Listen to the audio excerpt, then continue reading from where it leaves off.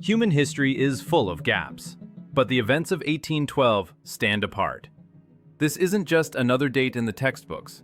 It is a true watershed moment, a fateful boundary after which, essentially, all of modern civilization began. The global scale of those events touched different continents. In America, it is called the War of 1812. In Russia, the Patriotic War. And in Germany, the Battle of the Nations. But however historians name these conflicts, everyone agrees on one thing. The world changed beyond recognition. It would seem that such grandiose upheavals should have been immortalized in stone and bronze almost instantly to cement the memory of victories and tragedies for future generations. However, the architectural legacy dedicated to this period raises more questions than it answers. Some of the monuments look so alien, as if they stepped out of the pages of sci-fi novels about extraterrestrial civilizations, resembling dark dystopian alien outposts rather than classic 19th century war memorials. Here we encounter the first and most obvious inconsistency, an inexplicable gap in time. Human logic and historical experience suggest that monuments are built while the trail is hot, while emotions are strong and memory is fresh. As an example, it is enough to recall World War II. Immediately after the capitulation, as early as 1946, decisions were made to convert burial sites, and just 3 or 4 years later, large-scale memorial complexes opened across Europe. People did not wait half a century to honor the memory of the departed. They did it while witnesses and participants were still alive. The war passed, and the monument was built. This is the natural order of things. But in the case of the global conflict of 1812, the world plunged into a strange, century-long silence. The war ended. The winners were announced. Yet monumental construction, for some reason, did not begin a year later, nor 5 years later. The mass construction of iconic monuments dedicated to these events began only 50, or more often, 100 years after the end of hostilities. The peak of activity fell on 1912 and 1913. Imagine the absurdity of the situation. In a world where there is no radio, television, or internet, where the vast majority of the population is illiterate, and a majestic monument is the main and most accessible carrier of information, they decide to remember the great victory only a century later. This looks extremely suspicious and suggests that the official interpretation of the events of 1812 may not have been formed by eyewitnesses at all, but by ideologues of the early 20th century who urgently needed to create material evidence of long-past days. If we look at the timeline of memorializing major historical conflicts, a striking dissonance becomes obvious between the logic of the 20th century and what happened a century earlier. Let's take World War II as a clear example. Less than a year passed after the surrender of Germany before the Soviet military administration decided to convert military graves into full-fledged memorials. By May 1949, just 4 years after the end of the fighting, a grand military complex was solemnly opened in Treptow Park. This is a completely natural reaction of society and the state. While the participants are alive, while the pain of loss is acute and the joy of victory unites the nation, monuments are erected as visible confirmation of historical righteousness. No one waits half a century to erect a statue to heroes. It is done almost immediately in the immediate aftermath. However, regarding the War of 1812, which is called the Patriotic War and a fateful event, this understandable human logic, for some reason, stops working. Official history claims that the scale of those events was colossal, affecting the fate of entire states. But instead of majestic memorials erected in 1815 or 1820, we see a strange historical pause lasting a whole century.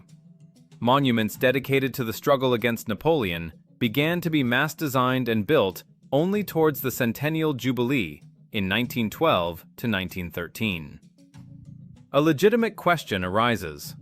Why, in the 19th century, in a world where telephones were absent, the telegraph was a rarity, and 80% of the population could neither read nor write, did rulers not use the most effective tool of propaganda? After all, in the absence of television and newspapers, it was the majestic monument in the city square that served as the main source of information about the greatness of the power and its victories. The absence of such structures in the first decades after the war looks not just illogical, but suspicious. One gets the impression that the Great Victory was either forgotten, or that in the 19th century, this event was not given the significance that was attributed to it later. The situation looks as if someone in the early 20th century made a willful decision to update this topic, starting a large-scale campaign to restore memory. It was then, as if on command, that obelisks and temples in honor of events 100 years prior began to grow all over the world. But the most interesting part begins when we try to study those single structures that are officially dated to the 19th century. Upon detailed analysis, it turns out that even these rare witnesses of the past have a biography that looks, to put it mildly, rewritten. And their original purpose could have been completely different, having nothing to do with the War of 1812. A telling example of how the necessary historical picture was formed is the famous Triumphal Arch in Moscow. This structure is officially considered one of the main symbols of victory in the Patriotic War of 1812. According to the approved version, the monument was designed by the architect Osip Bove and erected in honor of the triumph of Russian arms. It would seem there can be no doubt here. A majestic monument stands in the center of the capital, and an appropriate commemorative inscription adorns it, stating that these triumphal gates were laid as a sign of the memory of the triumph of Russian warriors in 1814. However, if we turn to archival data and documentary evidence from the late 19th century, this sleek version begins to crumble before our eyes, exposing many uncomfortable questions. The first thing that catches the eye during an unbiased study of the object is its striking standardization. The design of the Moscow Arch painfully resembles similar structures scattered all over the globe. Characteristic winged creatures, chariots, and antique decor are present on triumphal gates in Italy, France, and even in completely unexpected places such as Africa or India. One gets the impression that we are dealing with a kind of typical global architectural project of that era, a franchise of the antique style that was simply adapted to local needs, and not a unique monument of national glory. In documents from 1883, this structure appears simply as triumphal gates, without a rigid link to a specific date or war, which in itself causes bewilderment. The situation becomes even more intriguing when it comes to those very commemorative inscriptions that today serve as the main proof of the arch's dedication to the events of 1812. On old archival images, it is clearly visible that the text on the plaques is either completely absent, completely unreadable, or was intentionally destroyed by time and people. That is, throughout the 19th century, the main evidence of the gate's involvement in the war with Napoleon was virtually absent. Clarity appeared only in the early 20th century.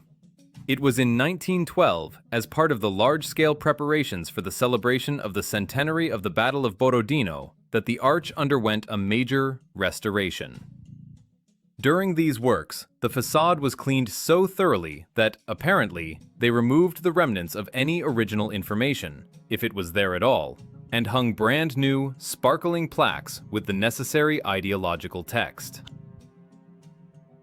It turns out that we know about the true purpose of this structure exclusively from the words of 20th century historians who styled the monument for the Jubilee date. Until 1912, the arch stood nameless or carried a different meaning that was erased for the sake of creating a patriotic myth. One could write this off as a peculiarity of the domestic approach to preserving history, where facts are often adjusted to the political climate, and assume that in pedantic Europe things are different. After all, German neatness and love of order are legendary. However, transporting ourselves to Germany, we discovered that the situation with monuments of that era looks even more confusing and mystical there than in Russia. Moving from the Moscow archives to the heart of Europe, we have the right to expect German pedantry and precision in matters of preserving historical memory. However, Germany presents researchers with a surprise that surpasses even the story of the Triumphal Arch in its mystery. We are talking about the grandiose memorial complex known as the Hall of Liberation. This majestic structure, located on top of Mount Michelsberg, is officially dated to 1863. It is believed that it was erected on the initiative of King Ludwig I and designed by the famous architect Leo von Klenz for the 50th anniversary of the Battle of the Nations near Leipzig. The architecture of the complex itself boggles the imagination. A huge cylinder 60 meters high, topped with a dome and decorated with giant statues symbolizing the 18 tribes, the progenitors of the German nation. The scale of construction indicates the exceptional importance of the event to which it is dedicated.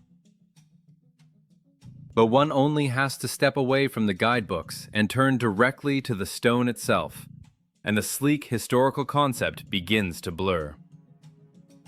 Official historiography categorically states, the memorial is dedicated to the victory in the anti-Napoleonic Wars of 1813 to 1814.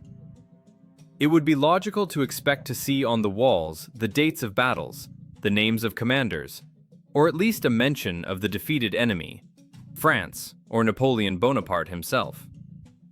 However, neither inside nor outside of this cyclopean complex is there a single concrete indication of the events of the early 19th century. The inscriptions carved in marble are discouragingly abstract and philosophical in nature. The text on the marble floor of the hall reads, "May you never forget what made the liberation struggle necessary and how it resulted in victory." The phrase sounds solemn, but it is absolutely faceless. What specific struggle are we talking about?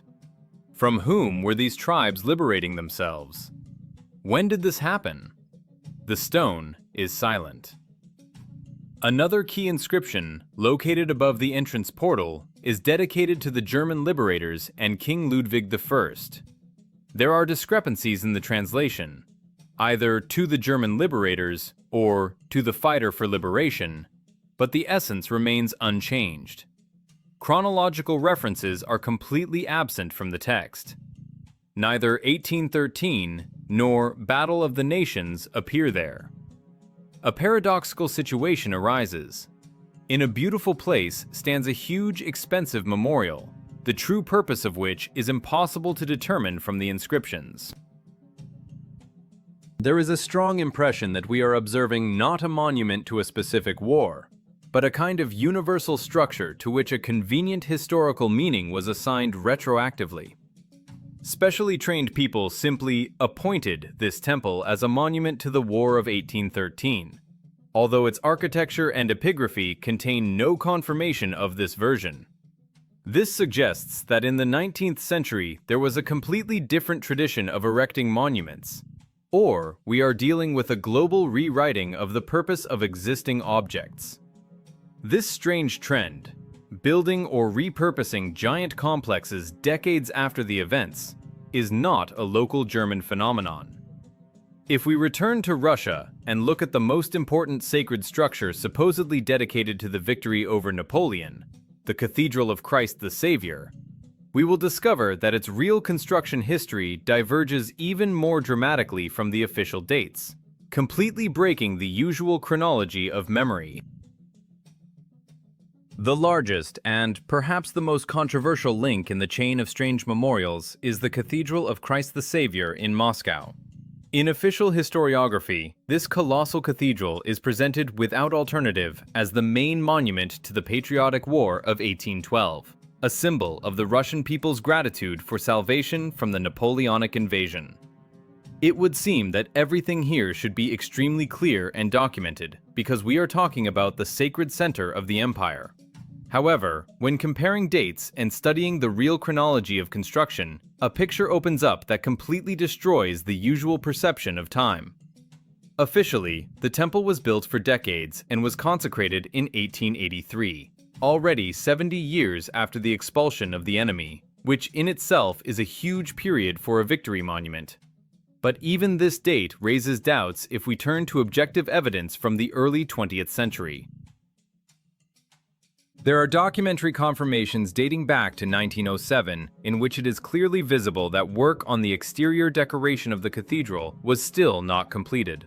The building, which was supposed to become a symbol of triumph back in the 19th century, in the early 20th century actually still represented an unfinished construction site. This means that the temple in its finished canonical form opened for believers and patriots practically by the centennial jubilee of the war. An incredible situation arises. The main monuments designed to immortalize the events of 1812 are being finished and put into operation a century after the events themselves. It is as if monuments to World War II began to open en masse only in the middle of the 21st century. Such a delay defies logical explanation if viewed within the framework of traditional historical memory. All these facts inexorably lead to the conclusion that it was the turn of 1912 to 1913 that became the starting point for a new historical paradigm. For some unknown reason, it was in the early 20th century that a powerful state machine was launched to propagate and update the history of the war with Napoleon. An active information campaign began. Nameless triumphal arches were urgently assigned heroic names, hanging new plaques with the necessary dates on them. Long-term construction projects that had stood for decades were completed in an emergency mode, adjusting their opening to the round date. German memorials with vague meanings were attributed to specific anti-Napoleonic victories. History was being created here and now, before the eyes of the astonished public, and the century-long silence was filled with the noise of solemn openings.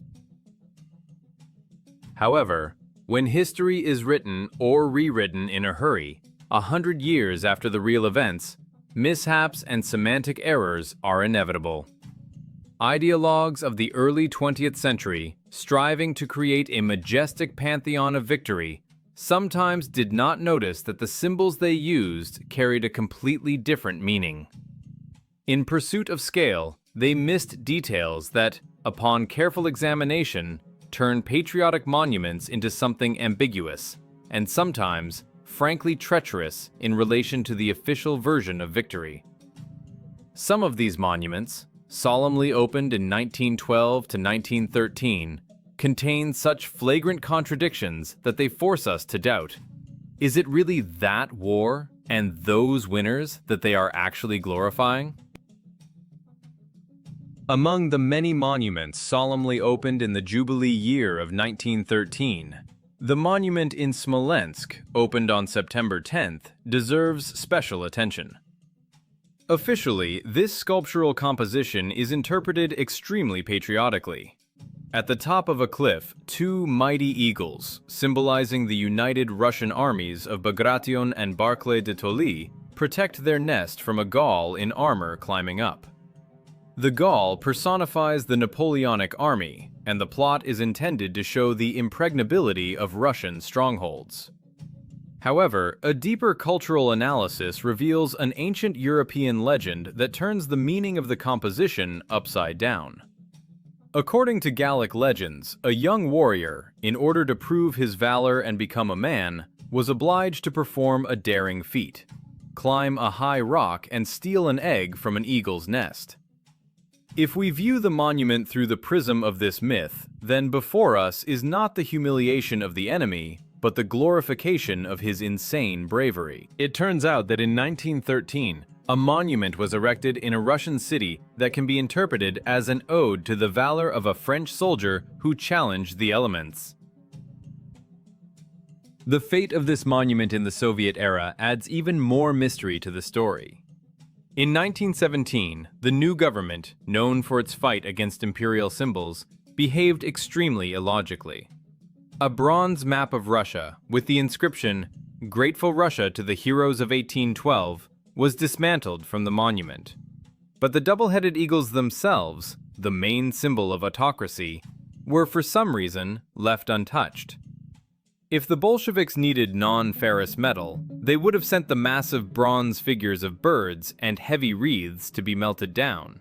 But only the map disappeared. This suggests that the issue was not the material, but the information depicted on this map. Perhaps the borders of states, or geography itself on it, did not correspond to the version of history that began to be established in the 20th century. The map was returned to its place only in the 50s, probably already in a corrected form. An even more flagrant historical dissonance can be found in Tsarskoye Selo, where there are cast iron gates installed supposedly back in 1817. The monument bears the touching name, "To my dear comrades in arms," and is dedicated to the victory in the Patriotic War. At first glance, there is nothing seditious here. The emperor thanks the army. But the devil is in the details of the placement of the inscriptions. The text in Russian, addressed to his own soldiers, is placed on the inner side of the gates, that is, essentially, in the backyard. But on the grand front side, which everyone approaching the triumphal arch sees, the exact same phrase is embossed in French. This creates an absurd situation that has no analogues in the world practice of memorials. Imagine a monument to Soviet soldiers in Berlin, on the facade of which the main congratulatory inscription is made in German. This is unthinkable. In the history of wars, the winner never immortalizes his triumph in the language of the defeated aggressor, and certainly not in the most prominent place. The fact that the face of the monument speaks French makes one wonder, who actually dictated the terms of peace, and who was the true beneficiary of that war? Either the elites of that time were so integrated into Western culture that they neglected their own people, or the very essence of the conflict was completely different. To sort out this chaos of meanings, it is necessary to turn our gaze to the personality of the man who designed the key buildings of that era in Russia and Germany. His work is saturated with such a strange aesthetic, as if he drew inspiration from another reality, or saw a future inaccessible to his contemporaries. The figure linking the architectural oddities of Germany and Russia deserves separate and close attention. We are speaking of the brilliant German architect Leo von Klenze, a man whose work defined the appearance of many European cities, but at the same time left behind a trail of insoluble riddles. He is credited with creating the most mystical structures on German soil, such as Valhalla near Regensburg, an exact copy of the Greek Parthenon arising in the middle of the Bavarian forests, or the Glyptothek and Propylaea in Munich. Looking at his works, there is a persistent feeling that this master did not live in the 19th century, but was teleported straight from deep antiquity. Everything his hand touched instantly turned into majestic decorations of the ancient world, absolutely ignoring the realities of the era in which he created. However, Klenze's influence was not limited to German lands. He made a colossal contribution to the architectural appearance of St. Petersburg by designing the new Hermitage building, with its famous portico and Atlanteans. It would seem that an architect of this level, who personally visited the Russian capital and worked by order of the emperor, should have been well versed in the cultural codes and traditions of the country for which he was building. But here we encounter an artifact that literally blows the mind of any researcher. There is a sketch project developed by Leo von Klenze, which he himself called Russian Church. It would be logical to expect to see onion domes, crosses, and characteristic Byzantine or Old Russian plasticity on the drawings. But what the German architect proposed has nothing to do with Orthodoxy or Christianity in general. The design of this church looks like a futuristic object from science fiction. It is a complex engineering structure resembling a technical hub, a power station, or a spaceport terminal rather than a house of prayer. The geometry of forms, proportions, and the general silhouette, all this evokes associations with high technologies or alien architecture, but not with church architecture of the 19th century. How could a man who walked along Nevsky Prospect and saw the Kazan and St. Isaac's cathedrals propose to the customer something so alien? Or perhaps, in his reality, Russian style looked exactly like that? This sketch looks like a memory from the future, when the concept of traditional religion had not yet formed. Or, conversely, like an echo of a highly developed civilization of the past, whose functional buildings later began to be perceived as cult objects. Klenz seemed not to know what Russia should look like, and offered his own technocratic version, which remained on paper, rejected by the Conservative Council. But if von Klenz's paper fantasies can still be written off as a creative search or the eccentricity of a genius, then the ideas of German builders of the early 20th century materialized in concrete and stone cannot be ignored. What they erected in Leipzig for the centennial jubilee of the Battle of the Nations goes beyond any architectural style and common sense. If Klenz's sketches simply surprise, then this realized project causes instinctive awe and a feeling of touching something completely non-human. This structure stands out so much from the usual picture of the world that it is difficult to call it a monument in the usual sense of the word. The culmination of the entire chain of historical and architectural oddities associated with the events of a century ago is undoubtedly the monument erected in Leipzig, Germany. This colossus, solemnly opened in that same significant year of 1913, is officially called the Monument to the Battle of the Nations. However, at the first glance at this structure, any associations with classical architecture of the 19th or early 20th century instantly evaporate. Before the viewer appears not a graceful obelisk and not a triumphal arch, but a gloomy mountain of concrete and stone, suppressing with its power, 91 meters high. With its outlines, this dark ziggurat resembles rather a fortified bunker of an ancient civilization, or, if you like, an alien base from the dark cinematic universe of Aliens, rather than a memorial in honor of cavalry charges and cannon volleys. The exterior of the monument causes anxiety, but what is hidden inside its massive walls plunges one into real shock. The interiors of the complex look like sets for a high-budget sci-fi movie about contact with extraterrestrial intelligence.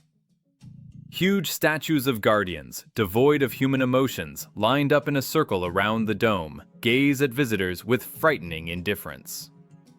Sculptural groups allegorically depicting people's strength, or the strength of faith, represent strange scenes where small human figures trustingly press against giant, non-human entities. But the most mystical element is the so-called crypt with a warrior. This room evokes direct visual parallels with shots from Ridley Scott's film Prometheus. The stone figure lying in the center of the hall and the masks of guardians surrounding it look incredibly modern and technological, as if this is not a tribute to soldiers of the past, but a stasis chamber for travelers between worlds. It is hard to believe that such an aesthetic could be born in the head of an artist in 1913 without the influence of images that would become understandable to humanity only a century later. The semantic content of this gloomy temple raises no fewer questions than its visual imagery. The name, Monument to the Battle of the Nations, sounds like evil irony if recall the real historical context of the battle near Leipzig. Official history states that in that battle, Germans fought on both sides of the front. Saxon troops supported Napoleon, while Prussia and Austria opposed him. In essence, on the fields near Leipzig, the German nation was engaged in self-destruction. Brother killed brother. And in honor of this bloody feud, where the nation was split, a cyclopean monument is erected, glorifying unity and power. To whom is this necropolis actually dedicated? What nations or entities did the creators have in mind when designing this Hall of Eternity, looking more like a temple of forgotten gods than a memorial of military glory. This entire grandiose construction, saturated with the symbolism of death and rebirth, seems completely alien to human history of the early 20th century. It stands out from the general row, screaming about its different origin or different purpose. If we put all the details together, from Moscow's long-term construction projects to the Leipzig Colossus, from rewritten plaques on triumphal arches to strange dates of monument openings, a frightening and consistent picture begins to emerge before us. It seems that behind the lush facades of the Jubilees of 1912 to 1913, they tried to hide something global from us, replacing the real memory of a catastrophe with a beautiful but hastily composed legend.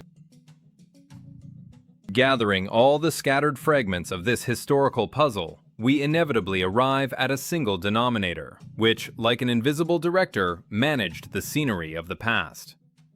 This denominator is the year 1912. It is this date that becomes the key assembly point for all official historiography of the 19th century. All the oddities, inconsistencies, and architectural anomalies we examined, from the refaced triumphal arches in Moscow to the mystical concrete ziggurats in Leipzig, cease to seem like accidental errors if we look at them as elements of a single, global plan. There is a strong impression that it was in the early 20th century that a gigantic flywheel was launched to create the correct memory. The world elites of that time seemed to suddenly remember and, in a unified impulse, began a massive campaign to legitimize the events of a century ago, creating material evidence where there was none, or changing the meaning of existing objects. This process resembled a grandiose theatrical production, where the scenery was erected right before the actors walked out. Nameless antique gates standing all over the world were urgently given biographies and hung with plaques bearing the names of the necessary commanders. Long-term construction projects that had been an eyesore to citizens for decades were completed in a rush, adjusting the completion dates to a beautiful jubilee. Strange, technologically complex structures whose true purpose was forgotten or lost were assigned the status of memorials, although their appearance and internal energy contradicted any logic of military memory. The year 1912 became that very paper screen that fenced off the real past, replacing it with a beautiful but artificial myth about the War of 12. Why was it necessary to wait a whole century? The answer is cynical but simple. Time is the falsifier's best ally. By 1912, not only the participants in those events were guaranteed to be gone, but also their children and even their grandchildren, who could have heard the truth firsthand. No witnesses remained. The field for creativity became absolutely clean. In the absence of living memory, history could be rewritten from scratch, adjusting facts to the political needs of new empires. Perhaps behind the magnificent celebrations of the Victory Jubilee, they hid the consequences of a certain global catastrophe of the 19th century, about which we are forbidden to know.